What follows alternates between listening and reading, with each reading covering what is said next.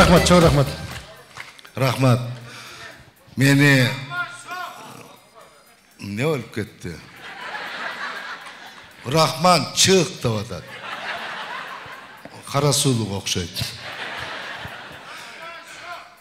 Тура айтады, мен дағы сені қалабай тұрамын. Неге? Жоқ, құттықтап келгенің білу... Я. Генерал? Al sizge general. А siz білесіз бе мен үшін кім екенін? Оғызым барбайды. Так. Рахмат деймін да, елге көрініп қойдым, құттықтағаны келді, ниеті жақсы, пейілі жақсы, ичі, құрсағы, төші бары жақсы, но только сөзі жаман.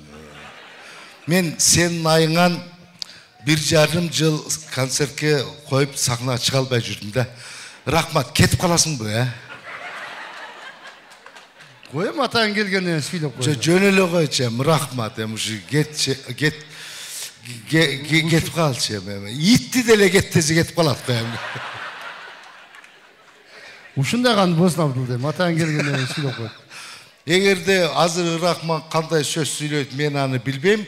Егерде кімдір біреулер камераға тартып башқа қылып атқан болсаңыр, Рахмандың сөзіне мен жооп бербейм.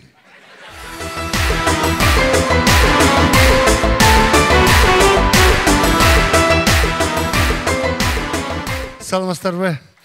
Майрамыңыздар менен. Күлкі кечесі өзінің сапарын улай берет.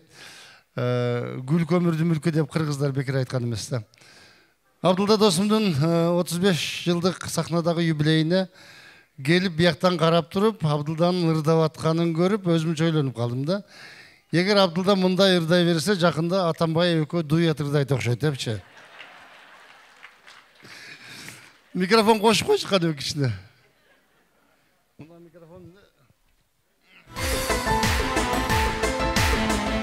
Так, мұна жақшы екен. Өзім тамағым орбасса, тегінсі іштеп еткен. Мен бүгін саясатты сөйлебейін дедім. Андай қылайын десем, башқа еш бәле білбейді екенмін. Еме бүгін саясат деген бұл қандай болып қалды? Бардығыздың ертеден кешке сөйлегеніміз ошол болып қалды да. Көчөдө, автобуста, маршрутта, таксиде, үйдө бүт бар жоқты да. Ансыз болбай қалды. Сөй дегенде біз ошондой демократиялуу сөз эркиндигин кепил кылган мамлекетте жашайбыз. Оюбузду ачык айтканга укугубуз бар. Мына ушундай мамлекетте жашап аткандан кийин биз сөзсүз сүйлөйбүз, сүйлөбөсөк болбойт экен да. Мына президенттерди мен жакшы көрөм өзүчө. Аябай жакшы көрөм. Бийликти сыйлайм. Мен ошолор айткан нерсени кылганга, мизамга моюн сунганга аракет кылам. Бирок алар өздөрүнүн айткандарын кылбай кууратат да ошол. Сөзүнө турбайт, анан мен айтам анан кийинчи. Мына азыркы президентибиз өткөндө шайлоодо теледебатка чыкканда Бабанов менен сүйлөп атып айтты. Аны силер уккансыңар да. Менин чөнтөгүмдө 35 коррупционердин тизмеси бар деди. Айтты. Ошонун башында сен турасың деди да. Мен президент болуп калсам, сенен баштайм деди эле, тиги чындап эле коррупционер экен качып кетти. Азыр жок, азырчы. Эми калган 34тасын айтпай атат да ким экенин. Мен ойлоп атам, тизмесин жоготуп алганбы? Же баягы аялы шымын жууп атканда чөнтөгүндөн кошо жууп бергенби? Деп атсам, кече жакында бир депутатыбыз бар эле, Жогорку Кеңештин депутаты Казакстанга барып колго түшүп калды. Экинчисин дагы таптык, мына экөөнү таптык. Биздин парламент кат жазып Казакстандын парламентине, биздин депутатты кайтып бергиле. Алып кетебиз сотко чейин деди эле. Казакстандын парламенти айтты, берейлик. Бирок келип алып кеткиле өзүңөр депутаттар. Десе, эч ким мына айтмыш да. Неге барбайсыңар десе, жок, барсак камап коет дегич. президентибиз коррупцияга каршы күрөштү баштады эле, казактар жардам берип атат окшойт азырчы. Мына ушундай кызыктай мамлекеттебиз. Эми парламент жөнүндө 120 кой деп интермедиа жаздым элем, ал аябай ызы чуу болду, көзүңөр көрдүңөр. Эми парламентте отурган депутаттардын бардыгын айткам жок, кээ бир чын жүрөктөн иштегендери бар, мамлекет үчүн иштегендери бар, таза иштегендери толтура, бирок башкалары дагы толтура да. Шайлоонун астында мынтип айткан бир партиячы, биз эле парламент барып калсак, коомдун ичиндеги бир дагы мамлекеттин мүлкүн уурдаган бандиттер, уурулар коомдон тазаланат деген. Шайлоо бүткөндөн кийин карасам, коом таптаза болуп калыптыр. Бардыгы парламентке кирип кетип калыптыр. Мен ушуну айттым элем, муну азыр далил катары бүгүн Казакстанда отурабыз. 120 деген сөз кандайдыр бир мындай неме болуп калды да, бир мындай билбем кандай болуп калды билем. Өткөн жылы Аксыда чагылган түшүп 120 кой өлдү да. Неге 120 бир эмес? Же ол чагылган башка жака жөнөтүлсө керек, адашып кетип Аксыга түшүп калганбы кыскасы? Ушуну болот да. Мен өткөндө Кытайдан чегарадан чыгып келсем, Эркештамда 2 чоң КАМАЗда эшектер жүктөлүп туруптур да. Кытайга кирген экен, документи туура эмес болуп, кайта чыгарып коюптур. Канча эшек десем 120 дейт. Силер туура айтып атасыңар, десем мына документ ака 120 да 60тадан жүктөгөн экен, өтпөй калды, бияка кайтып келдик дейт. Мен айттым, силер ошону тактап койсоңор, эртеге мен барып айтсам дагы таарынышат мага, Рахмат ака ушундай деп атат деп. Кандайдыр бир сам ушуну кыскарсак да бир 60га, 50ге өтүп турабы? Ошондо туура болчуга окшоп атат да. Келиңиздер эми бул өзүбүздүн кемчилдикти сындаган элдин гана келечеги бар дейт. Биз ошону айтабыз, сатира менен айтам. Анан болбогонду ыр менен жазам. Кече Москвага барып, ошол жакта жүргөн 1 миллион балдар кыздарыбыз менен жолугуп келдим, концерт берип. Ошол жакта жүрсөм, жана бир депутатыбыз мындай кепканы басып кийип, уялып, мындай жөө баскандарды көрөм деди го. Мен да силерди көрүп жаман уялдым, жөө келип атканыңарды көрүпчү бая. Анан ошону угуп алып, мигранттардын атынан ошол депутатка жооп жаздым. Бул ушул уялбайм деп койдум. Эртең 8 мартта коюла турган концертте ошол мен уялбайм деген жаңы концертти жазып атам, келип көрсөңүздөр болот. Антип ошол мигранттардын атынан депутатка жазылган ыр. Депутаттар уялса жөө баскандан, мен уялбайм жол шыпырып жаткандан. Кече сен да эл ичинде жүргөнсүң, же мандатчан түштүң беле асмандан. Уялгыла кылмыш ишин жапкандар, уялгыла мөңгүлөрдү саткандар.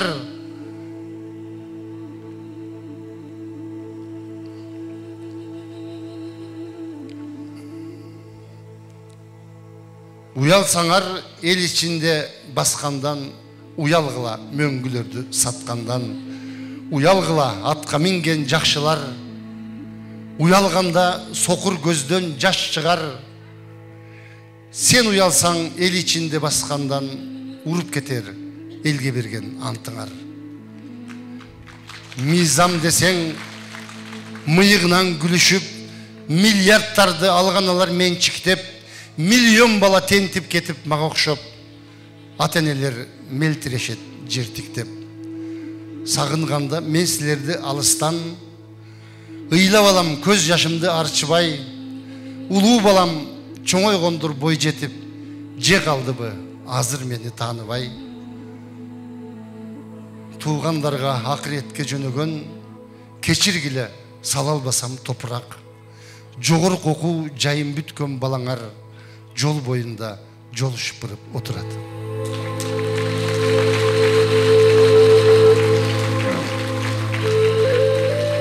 Рахмат. Мына ушундай көйгөйлөрдөн турган бул менин колумдагы мен 3-чү китебим Көөдөн кыйкырыгы деп аталат. Бул элдин кыйкырыгы деп ойлойт элем.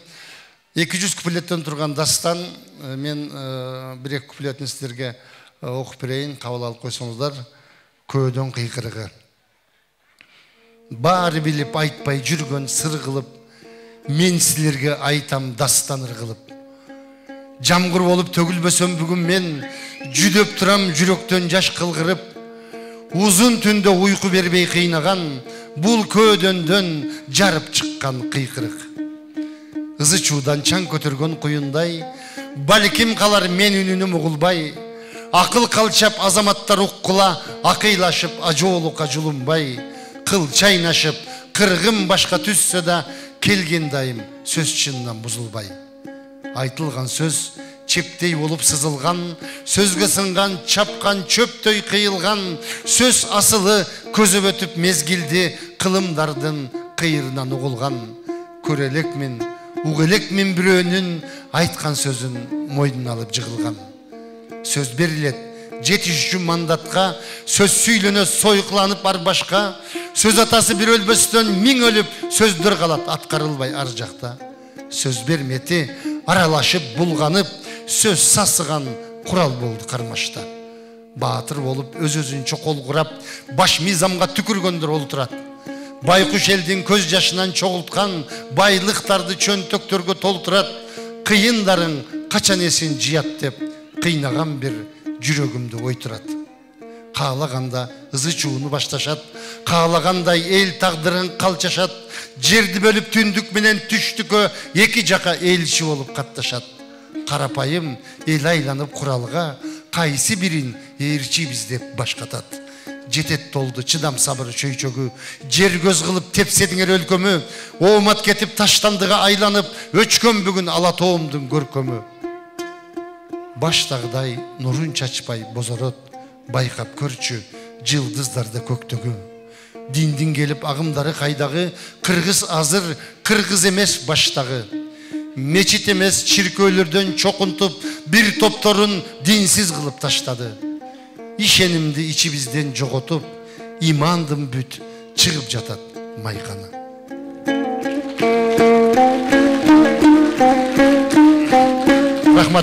Рахмат. Мен бұл кітепте астында отырған бір көрушіге белеке берейін. Егер кімде-кім мен шығармаларым оқыса, бияқтан сатып алса олат барып, кітепті кеше бір көруші айтмақшы, 10 куплеттеле мен бүтін Қырғызстандың тағдырын бүгінгі күнін оқытым Рахман ака. 190 куплетінде не бар дейді. 190 куплетінде бары бар, шешілбей атқан шекері бар, ұшып кеткен Батукаев бар, четтен алған қарыз бар, Комтөр бар, қысқасы бардығы бар үшін ішіндече. 200 сом десем, кәмі жоқ бі дейді, кәмі жоқ дедім, болған үшінде. Қарасулық мен нүкелерім болса керек, ұшы сразу. Өткенде біреуге бекер беремсем, кәмі жоқ бі дейді, тоға қылдым мен. Сол үшін, келдіңіздер мұна кішіне